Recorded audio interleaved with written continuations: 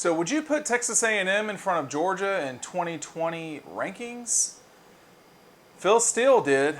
Dean Legge from Dog Post, Making You a Smarter Georgia Fan. I saw that and I thought that was pretty interesting. He's got Alabama, well, he's got Ohio State 1, Clemson 2, Bama 3, Oklahoma 4, A&M 5, LSU 6, Georgia 7, Notre Dame 8, Oregon, and then Penn State to close out the top 10. He's got the Gators at 13, Auburn at 19, Tennessee and Kentucky at 20 and then 21. But the one, Tennessee at 20 jumps out a little bit to me, but that's certainly in the realm of possibility. And Texas A&M finishing as the number 5 team in the country, I could see that too. Well, it's hard to get out from the thinking of what I saw last year with Texas A&M. I mean, they were thoroughly beaten by the best teams that they played. I'm going to look at the calendar real quick, so you'll have to bear with me as we go. But I do know that when I watched A&M play Georgia, that game was really sort of a decisive win for the Dogs. I mean, Clemson beat them by 14. A&M clawed back into the Georgia game, as I recall, but it was asking a lot for them to win that game. They lost to Alabama by 21. And one season does not, necessarily dictate what will happen the next, but, that's as high up as I've seen A&M. And to put them behind Georgia, for me, is a reach. I would say a pretty good reach. I think having LSU in front of Georgia is a little bit of a reach too, but having Texas A&M in front of everybody but Alabama and the SEC, I'm not sure about that. The other thing too, and this is going to be something that people talk about a lot, not having the Gators in your top 10 when they've been getting so much love in this offseason.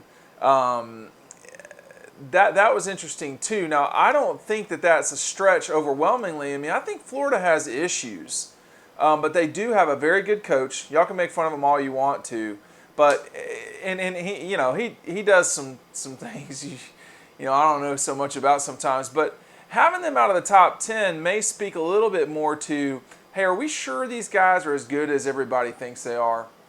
You're not seeing a lot of move there for the top teams in the SEC. I mean, you got, according to Vegas, it goes Clemson, Ohio State, Alabama, Georgia, and then it drops off a decent amount before you get to Florida and LSU, who are tied at 20-1, and then Notre Dame, then Oklahoma, and then Texas A&M, Texas, and Auburn at 50-1 that win the national championship. I don't see Texas A&M winning the West, and it doesn't look like he does either. But it did just jump out to me when you're sitting there looking at, what Phil thinks versus what a lot of the rest of the world thinks. I mean, that to me was, I just was kind of shocked. I'll just say it. I mean. Now, the Vegas has them at 9.5 wins as their over-under. Both Georgia and Florida are at 10, Alabama at 10.5.